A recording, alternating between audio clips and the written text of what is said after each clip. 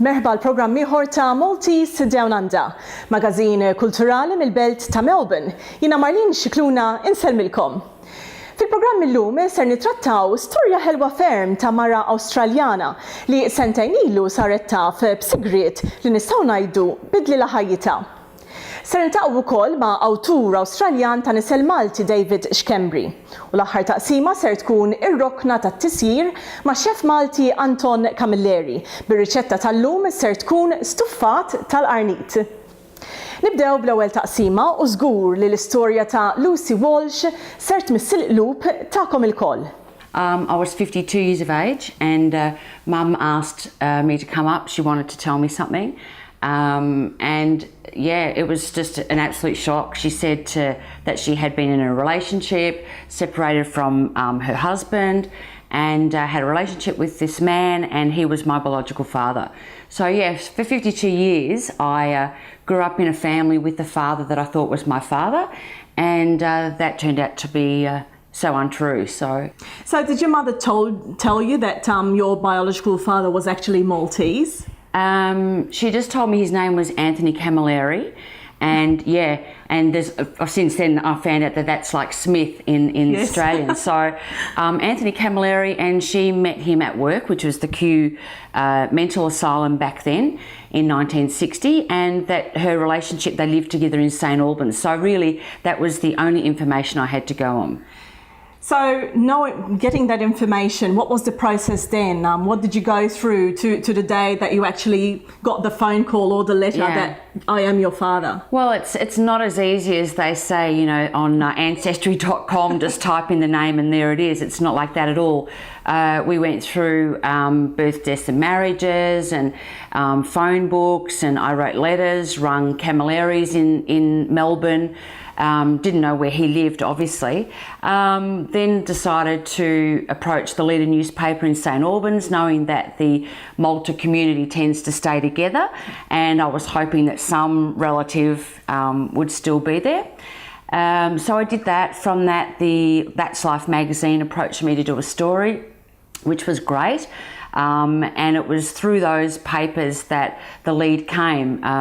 From what I have heard now, it was actually my biological father's ex-wife's friend that saw the magazine.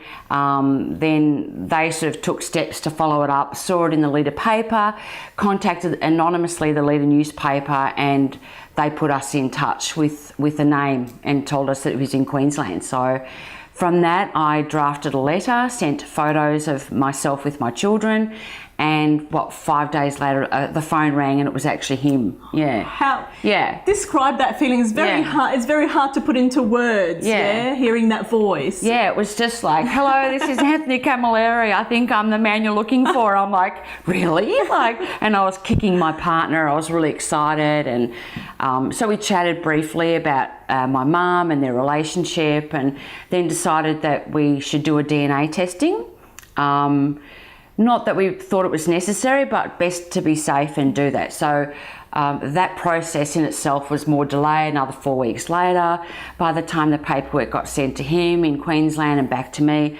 But that came back with a positive test of 99.683. So we were like, as soon as I got that, I just broke down in tears and thought that it was just holding on for 15 months really of finding him, is it him, and then to find out that it actually is him. Once we found out that the DNA was positive, we booked a flight to Queensland. So by the end of February, we were in Queensland and meeting him for the first time. So that was really nerve-wracking. Going to a strange house, a strange man who's meant to be my father.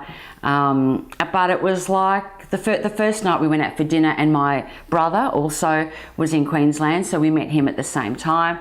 But it was like we had always been together. You know, the banter around the table at lunchtime, it was like a brother and sister stirring up their dad at lunch, or dinner. That's what it was like. So it was quite comfortable straight away. And going back to, you've discovered obviously that you've got Maltese roots, you've got Maltese heritage. Yeah. Were you familiar with the Maltese community before then? No. Or the history or? Not at all, not at all. We had previously booked a flight through Europe to do a bit of a tour, and Malta was going to be part of our search, really. So we only had 3 days in Malta, and that was going to be for us to do some research if we hadn't have found him. Luckily for us, we found him prior, so he put us in touch with his brother. So I got to meet one uncle, one auntie, and 7, 8, 9, 10 cousins, and their young children as well. So it was awesome. It was so awesome, and Malta is really beautiful. We went to Medina, we went to Valletta, did a tour in Valletta, which was stunning. We stayed in Sliema, which was beautiful. We did the Blue Grotto. But there's a lot more that we want to do, and we've planned a trip with my father in July to spend a week with him in Malta. So that will be very special for me. It'll be a memory that I'll have in my heart forever. Yeah. Oh, definitely. Yeah.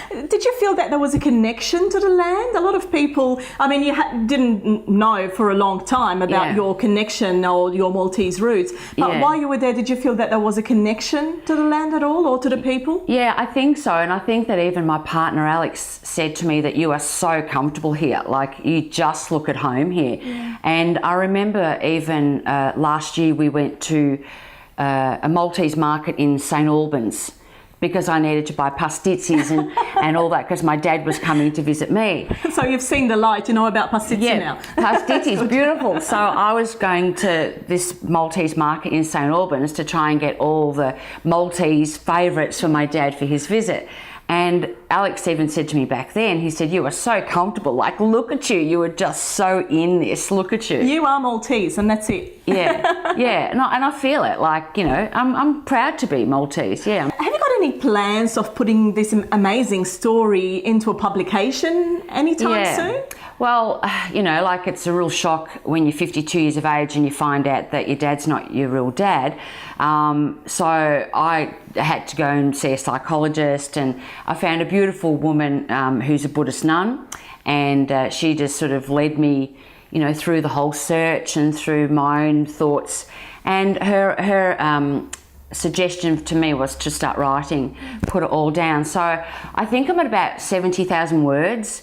From starting with members of my existing family to the time I was told to the search. So yeah, I'm having someone help me look at it. I'll print a copy for my family, so that if down the track my children, you know, have children and they have children, they'll be like, wow, like, Grandma, look at this awesome thing that happened to her, and, you know, so there'll be something there for them. But down the track we'll look at doing something with the book, yeah.